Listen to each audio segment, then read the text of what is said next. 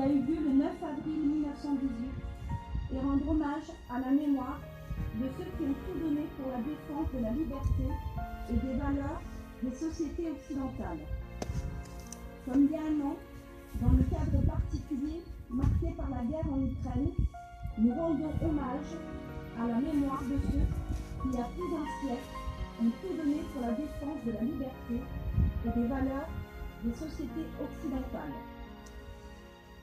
Pour commencer cette commémoration, nous allons assister à une cérémonie religieuse en souvenir de ceux qui, tombés en combat lors de la Grande Guerre, ont donné leur vie pour la liberté, la justice et la paix.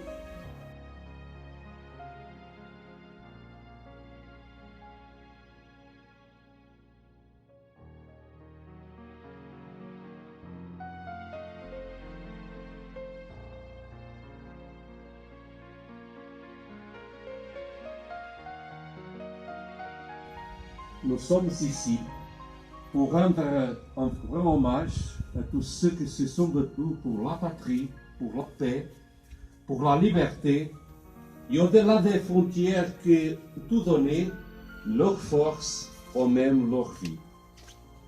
Nous honorons ce qu'ils étaient, mais aussi ce qu'ils ont fait.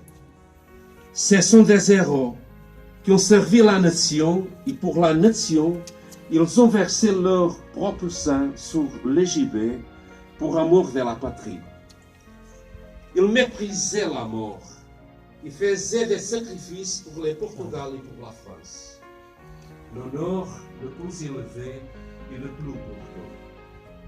Mais nous évoquons aussi, et particulièrement aujourd'hui, le caractère pérenne de ces actions, devenues immortelles, parce qu'elles ont été menées dans l'esprit sublime de l'Éternel, notamment le dévouement désintéressé, la lutte pour sauvegarder et promouvoir la dignité humaine, le caractère, la justice et la liberté.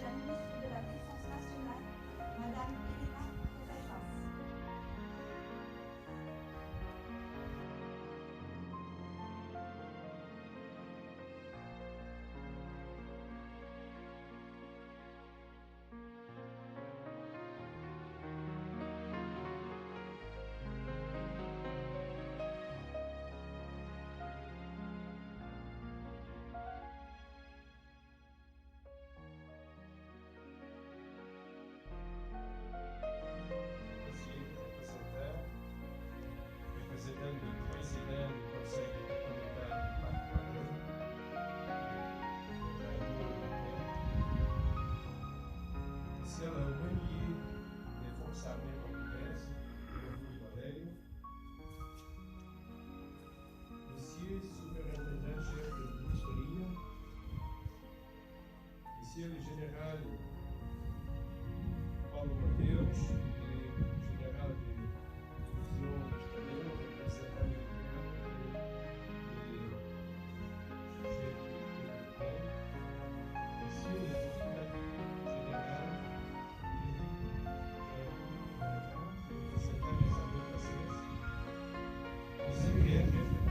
représentant visiblement notre profonde gratitude envers tous ceux qui se sont battus pour défendre ces valeurs qui jusqu'aujourd'hui constituent le pilier fondamental de notre civilisation et que tout ici présent, en représentation de nos populations, je crois, voulons les réaffirmer.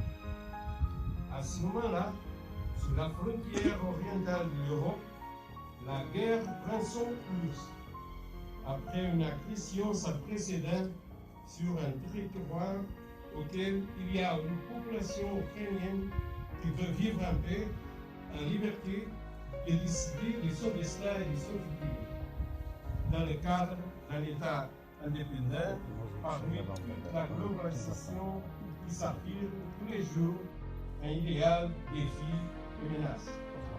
Il résiste avec toute sa détermination, avec l'appui matériel et moral de ceux qui sont déjà presque ses alliés, au moins ses amis.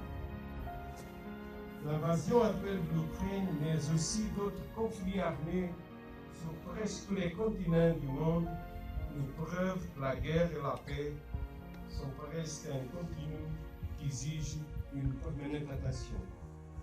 Ça exige aussi de nous une préparation des moyens et des structures pour l'arrivée de la guerre et de la violence.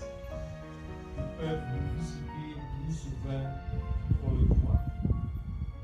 La paix est et a toujours été fondamentalement l'œuvre de ceux qui ont su trouver le dialogue, la volonté politique, la voie diplomatique et l'aide de ceux qui exercent une influence reconnue. Mais elle est également l'œuvre des militaires, en raison de leur rôle majeur dans la recherche et le maintien de la paix, en construction permanente, en respect et compréhension des valeurs de l'autre et du respect de ses différences basées sur des relations de rapprochement et de concorde entre l'État et les organisations internationales et fondées sur la dignité de la personne humaine. Vous m'avez dit, Monsieur le Président Macron, ce cimetière où reposent près de 2000 soldats portugais morts sur le sol de la France manifeste la reconnaissance du peuple français et des alliés à l'égard du peuple portugais qui a accepté un douloureux effort et payé un lourd tribut. Ils l'ont fait pour se battre à côté de ceux Français et d'autres qui ont cherché, résisté et lutté pour leur liberté et leur sécurité.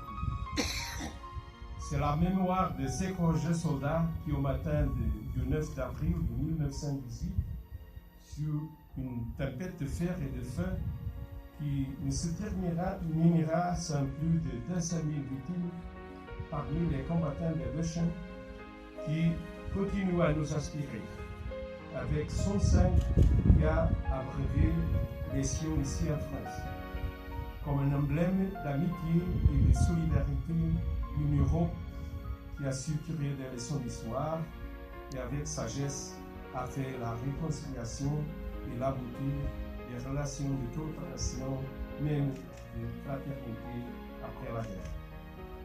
105 ans après, nous voyons à nouveau des peuples engagés en combat, de profondes angoisses en Europe pour obtenir des territoires et de l'entrée géopolitique. Il y a un pays qui justifie pour des raisons de sécurité et de nationalisme auprès de l'Ukraine et de l'OTAN et ne fait que prolonger l'horreur des grandes catastrophes meurtrières que l'humanité a déjà connues. Et c'est pourquoi que nous n'avons pas le devoir de nous habituer à cette Europe libre et sécurisée dans laquelle nous vivons, comme si c'était offert par la nature, comme si c'était construit sans sacrifice et sans sang versé, comme des héros qui l'ont fait ici au sol de France. Pour les Portugais, les noms de la Ligne, Richebourg, Saint-Venin, La Couture, Laventie, Vauquissart, Neufchâtel, Verne-du-Bois, Armentières, Béthune, Ister, resteront à jamais et pour toujours gravés dans notre mémoire.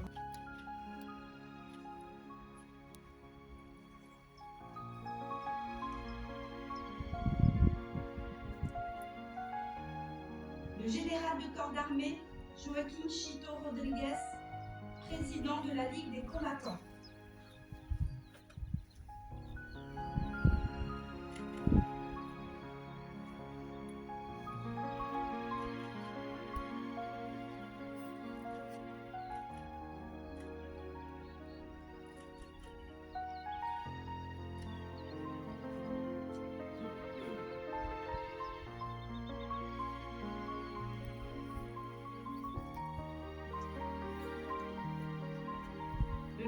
lieutenant général de l'armée de l'air, Paulo Mateus, représentant militaire portugais auprès de l'OTAN et de l'Union européenne.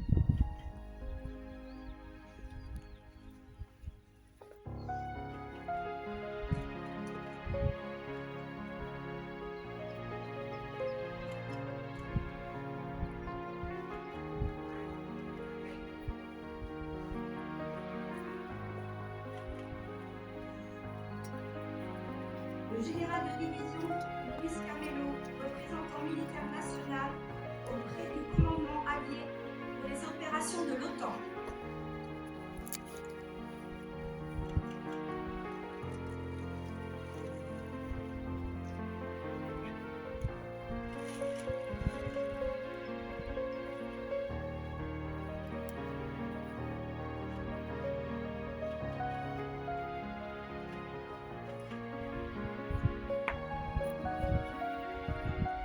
Monsieur Eddy Boutera, sous-préfet de Béthune, au nom de Monsieur le préfet du Pas-de-Calais.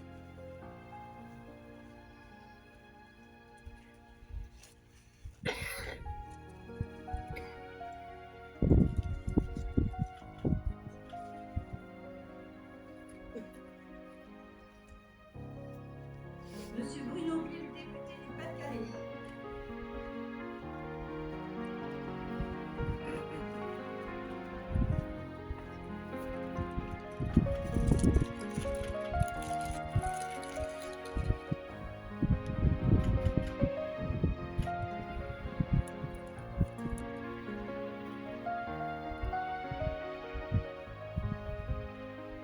Madame Amel Gapière, sénatrice du Pas-de-Calais.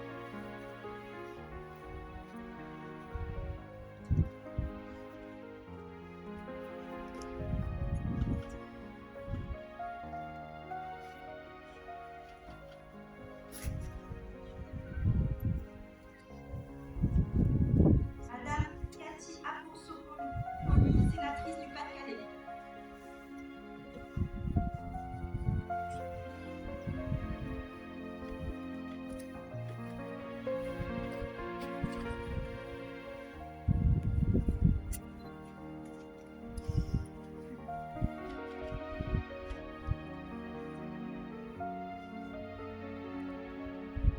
Madame Maddy Dorchiblillon, conseillère régionale déléguée au devoir mémoire, au nom du président de la région Hauts-de-France.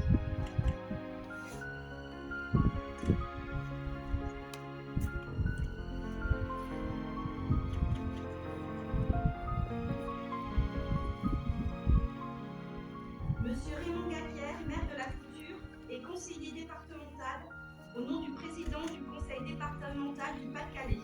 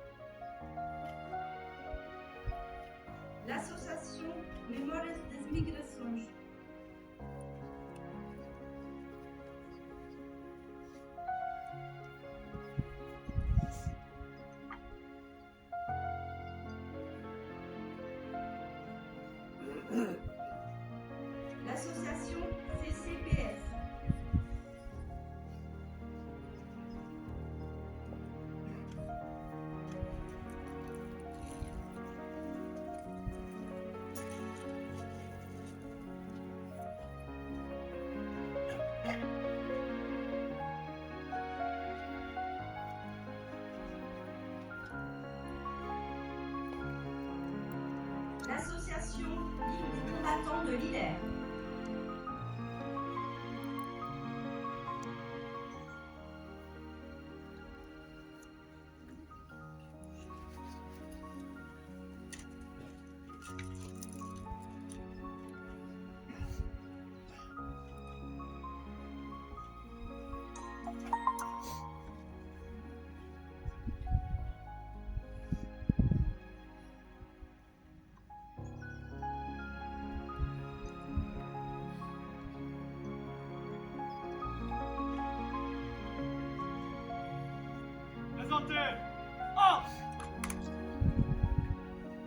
Por filar. Apresentar.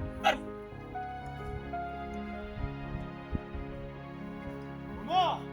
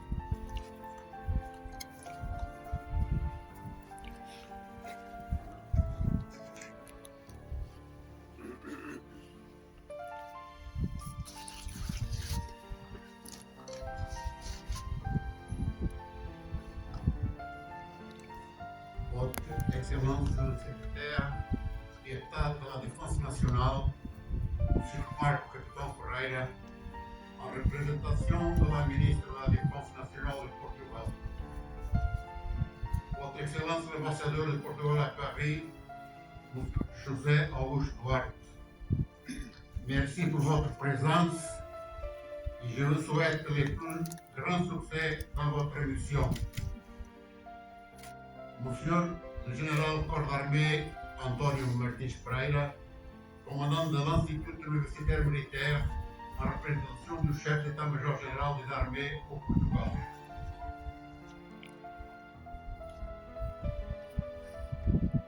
Généraux, NMR et MIREP, honorables députés et consuls présents,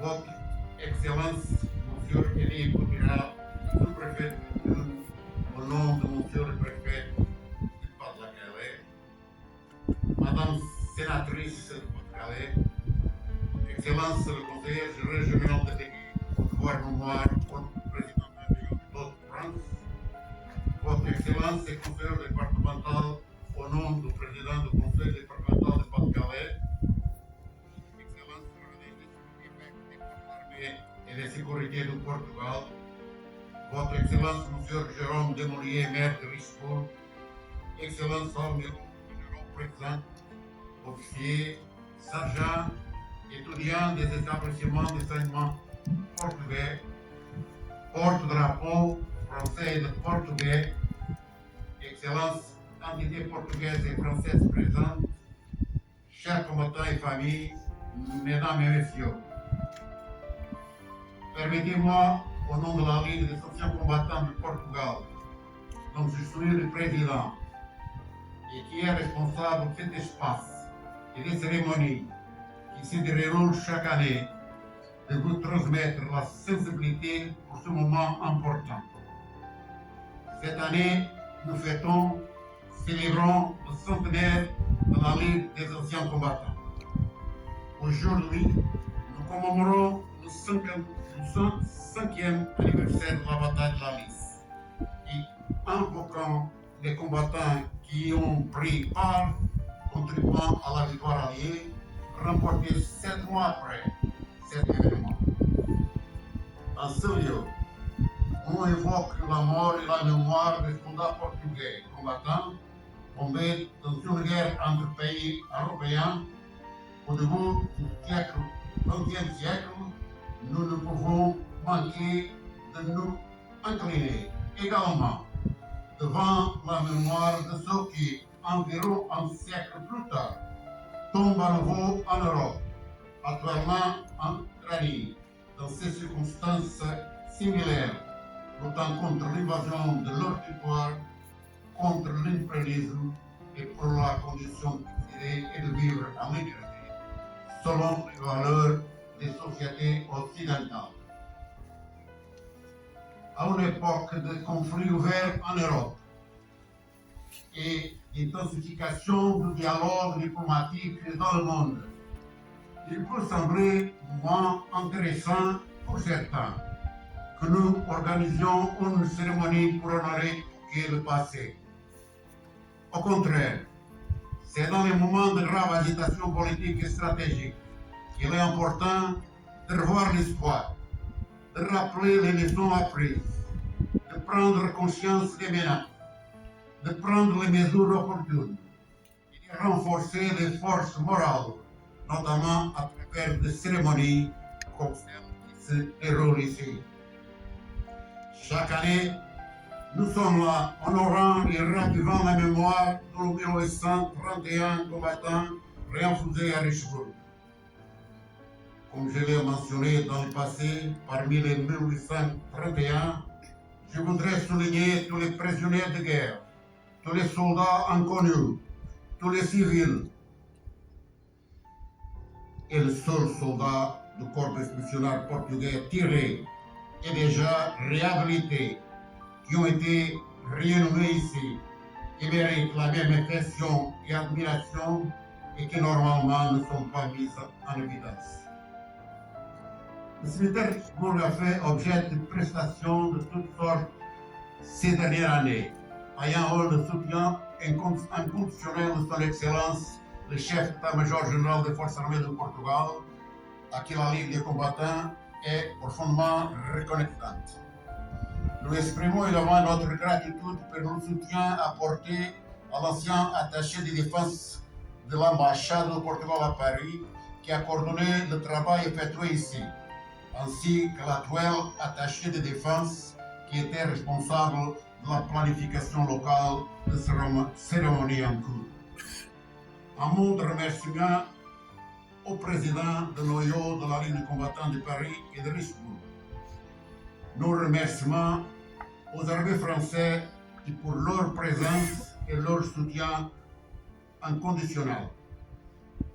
Un salut particulier aux éléments qui ont intégré la délégation de maire de Haute-France qui sont venus au Portugal et qui ont visité les îlots où sont déposés les mémoires portugais de la Première Guerre mondiale, en spécial le musée des combattants. C'est tout un honneur pour moi et pour la Ligue des combattants de vous accueillir dans notre musée, renforçant ainsi les liens historiques que nous unissent dans le contexte.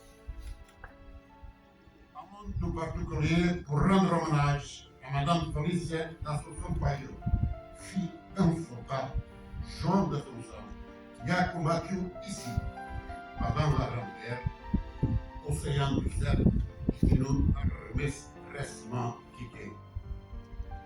Madame Felicia Payot est devenue porte-drapeau de Noël de Dealers et de la Ligue des combattants au Portugal, après avoir sous le drapeau des mains de son père, 1975. Puis lors, Madame Felicia n'a cessé de présenter l'histoire et d'assurer la pérennité de la vie d'un combattant portugais en tant que porte-drapeau du président de l'OR de Dealers et de la Ligue des combattants en mémoire des Portugais tombés pendant la Grande Guerre, ayant été présent chaque année aux commémorations de la bataille de la Lys, ici, dans ce cimetière, qui est à côté du monument du soldat portugais à la culture. Plus de 45 ans. Notre solidarité dans la douleur de sa perte à sa famille et à son petit-fils. Madame Parole et Jean Rossan, ici présente, a assumé la présidence de noyau de l'île, drapeau de la Ligue des combattants en remplacement de sa grand-mère. Merci de votre présence et vous permettez l'héritage de vos grands-parents. Nous vous souhaitons bonne chance et succès. Le messe sera célébré aujourd'hui pour l'âme de Madame Felicia à 15h30 en l'église Saint-Georges de Richebourg. Enfin, nous remercions sincèrement à M. Jérôme Desmouriers, maire de Richebourg, pour son soutien d'être parmi nous lors de ces cérémonies, non seulement traditionnelles, mais surtout sentimentales et promouvant de la garantie la poursuite de la défense des valeurs communes. Vive la France, vive Portugal. Merci à tous.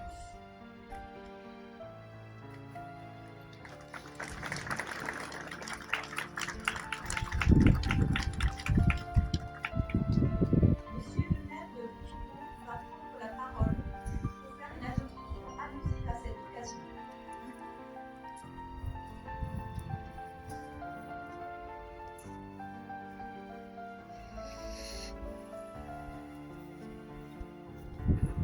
Monsieur Marco Caro Ferreira, secrétaire d'État à la Défense nationale, Son Excellence Monsieur José Agosto, ambassadeur du Portugal en France, Monsieur Eddie Couterra, sous-préfet de l'arrondissement d'études, Monsieur le général de corps d'armée Antonio Martins Pereira, commandant de l'Institut, Monsieur le général de corps d'armée Joaquim Chito Rodrigues, président de la Ligue des combattants, Monsieur le lieutenant général de l'armée de l'air Paulo Mateus, représentant militaire portugais auprès de l'OTAN et de l'Union européenne, Madame Nathalie de Oliveira et Monsieur Paulo Pisco, député élu au Parlement portugais, Monsieur le député, Mesdames les sénatrices, Madame la conseillère régionale en charge du devoir de mémoire, chère Nadir, Madame et Monsieur les conseillers départementaux,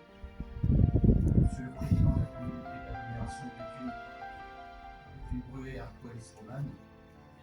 Mesdames et messieurs, maires, élus, mesdames et messieurs les représentants des autorités militaires, civiles et religieuses, messieurs les représentants des associations commémoratives, anciens combattants, porte-drapeaux, garde d'honneur de Lorette, souvenirs français, mesdames et messieurs, en vos noms de titres qualifiés.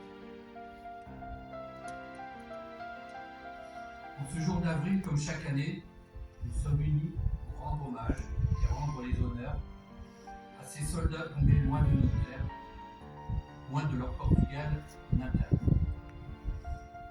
Des frères qui ont sacrifié leur vie avec un idéal chevillé au corps et au cœur. La liberté de tous pour un monde apaisé et réconcilié. La bataille de la Lys, à jamais gravée dans nos mémoires, demeure le ver d'art portugais.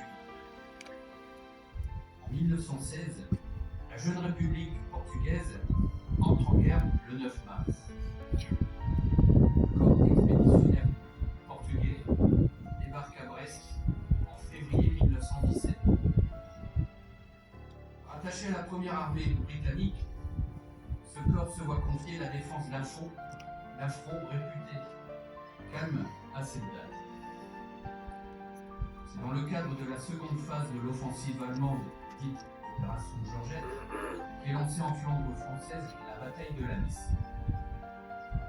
Le 9 avril 1918, il ne reste plus qu'une division portugaise de 9000 hommes, du côté des Alliés. Face à la puissance allemande, près de 10 divisions.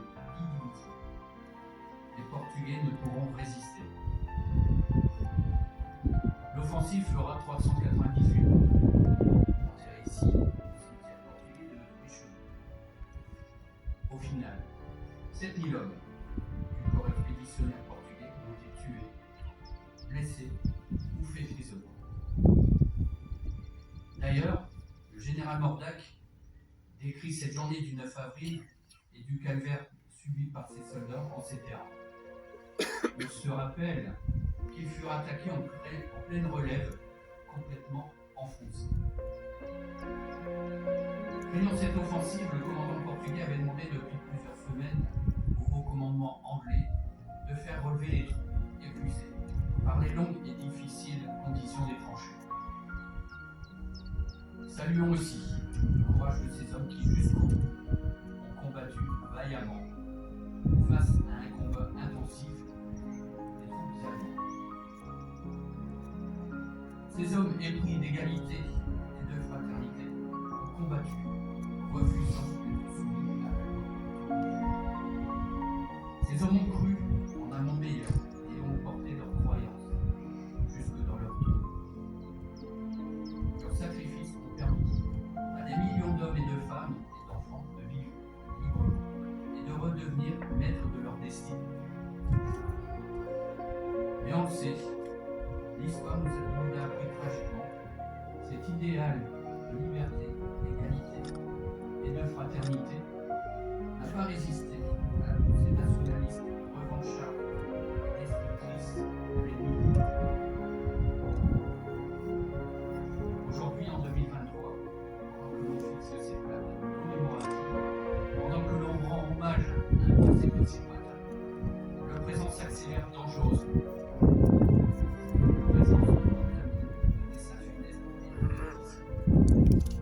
Car en effet, si on prend le temps, ce présent que l'on vit, notre présent à tous, portant des survivances du passé, nous ne voulons pas, nous devons impérativement. Il suffit de pencher la tête sur la fenêtre du monde pour en prendre conscience. Par exemple, les fanatiques privent des femmes d'accès à l'éducation, une nation, redoutable puissance nucléaire, pilote depuis plus d'un an, un pays éprouvant de courage, qui ne veut pas plier, lui non plus, et tout cela aux portes de l'Europe. Nous sommes cernés de symboles, d'actes de guerre, de génocide, d'annihilation des droits de l'homme, qui gangrènent les démocraties par honte de choc. ici pour un temps de commémoration. C'est une chose, mais il faut aller plus loin. Ne baissons pas la garde. Réveillons-nous, mobilisons-nous, montrons-nous à la hauteur du courage de ces soldats que nous commémorons ici. Montrons-nous dignes de l'héritage humaniste, de l'héritage de justice, de soif de liberté jusqu'à en mourir à ces soldats parce que les soldats nous ont légués.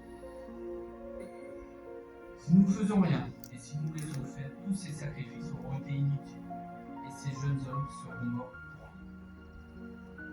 Face à la situation mondiale et à un futur qu'on peut se dessiner, qui ne présage rien de bon, nous devons unir nos forces et nos bonnes volontés. L'histoire ne se répète pas, elle bégaye sur une célèbre formule. Alors c'est maintenant de prendre la parole et de livrer un discours clair, audible, qui ne fait que pas non. Il nous faut dénoncer et lutter contre tous ces nationalismes qui s'attaquent à notre bien vivre ensemble, qui érodent les principes mêmes de nos démocraties.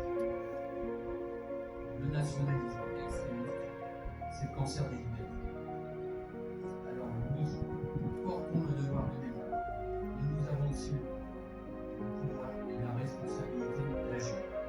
Nous le devons non seulement à tous ces soldats qui se sont battus pour la liberté, mais nous le devons aux générations futures, à nos enfants, à nos futurs arrière-petits-enfants, à l'humanité tout entière.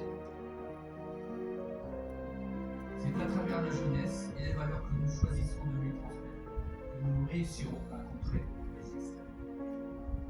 C'est à travers des actions culturelles et éducatives que nous pourrons juguler les tendations extrémistes. C'est à travers nos messages de paix et de fraternité que nous éduquerons humanistes et résistants aux ennemis de la justice. Puissons-nous être dignes de la mémoire de nos frères tombés pour la liberté. Par notre présence ce jour, continuons à commémorer leurs mémoires et à se souvenir sans cesse de ces hommes qui ont combattu pour la liberté et pour la paix. N'oublions jamais ces héros. Con la nostra presenza oggi continuamos a commemorar la su memoria y recordar estes homens que combaterán per la paz y per la libertad. Nunca esqueçamos estes heróis. Vive le Portugal et vive la France. Merci.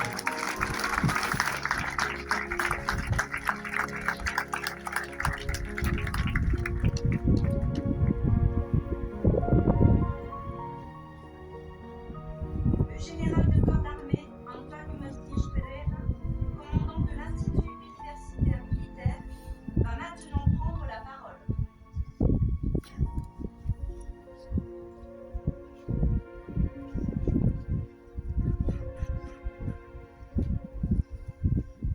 Votre Excellence, Monsieur le secrétaire d'État de la Défense nationale, Portugal, Nous invitons tous ceux qui souhaitent participer à la cérémonie de la couture de s'y rendre pour la continuation des cérémonies d'aujourd'hui.